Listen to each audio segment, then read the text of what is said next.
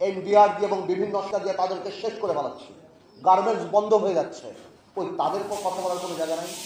আজকে নূর এখানে বসা নূর জানে ইউনূস সাহেব যখন ক্ষমতায় আসছিল আমরা প্রথমেই যে বলেছিলাম আপনি রাজনৈতিক বা জাতীয় সরকার করার দরকার নাই, তবে অন্তত পক্ষে আপনি 4-5 জন উপদেষ্টা নেন যাদেরকে মানুষ চিনে, যারা মানুষের সাথে আপনার মাঝখানে যে দূরত্বটা সেটা বোঝাতে পারে। কিন্তু আপনি আমাদের সেই কথা শোনেন নাই। আজকে আপনার যে উপদেষ্টারা আছে তাদের অর্ধেক উপদেষ্টার নাম বাংলাদেশের মানুষ বলতে পারে না। তারা জানে না যে তাদের ভাগ্য কার দ্বারা নির্ধারিত হচ্ছে, কার দ্বারা ঠিক হচ্ছে। আপনার আরেকটা সোর্স অফ পাওয়ার ছিল কারা? আপনার আরেকটা সোর্স অফ পাওয়ার ছিল, যেটা আমার ভাই রাশেদ বলে গেল, যে আর্মি। আজকে কেন আর্মির এইভাবে কথা বলতে হয়? আর্মির সাথে দূরত্ব কে সৃষ্টি করেছে? রাজনৈতিক দলের সাথে দূরত্ব কে সৃষ্টি করেছে?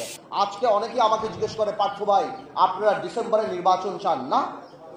ডিসেম্বরের কথা তো আমরা বলি নাই, আপনি বলেছেন ইউনূস সাহেব জাতির সামনে ডিসেম্বরের কথা। আমরা বলেছি আপনারা সেই ওয়াদা আপনি রাখেন, আমাদের মুখ থেকে ডিসেম্বরের কথা আসে নাই। আজকে করিডোরের কথা শুনে কনফিউশন কে ক্রিয়েট করেছে? আমরা তো কনফিউশন ক্রিয়েট করি নাই। এই করিডোরের ইস্যু ইউনূস সাহেব আপনি নিয়ে আসছেন। আজকে কষ্ট লাগে, আজকে কষ্ট লাগে। আপনার প্রেস সচিব বলে নির্বাচন কবে?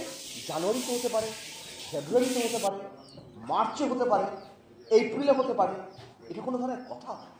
আপনি জাতিকে কি একটা লটারির মধ্যে ফেলে দিলেন? আজকে আপনি বলছেন আপনি সংস্কার করবেন। কিসের সংস্কার?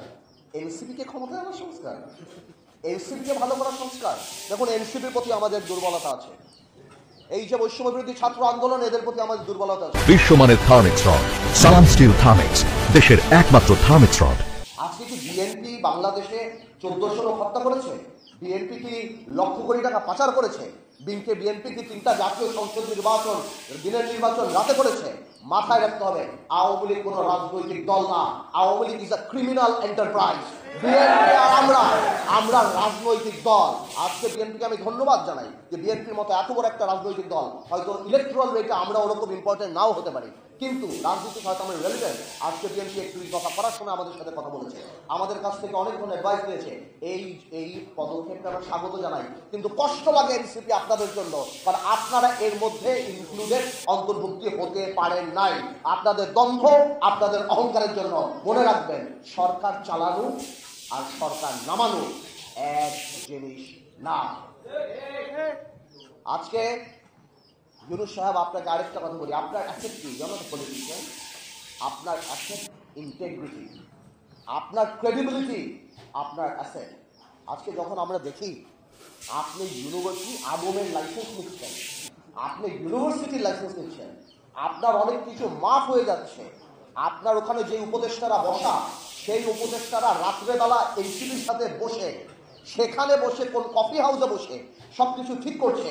আপনার মন খারাপ, আপনি পদত্যাগ করতে চান, সেই জিনিস আমাদের জানতে হবে এনসিপির নেতা নাহিদের কাছ থেকে।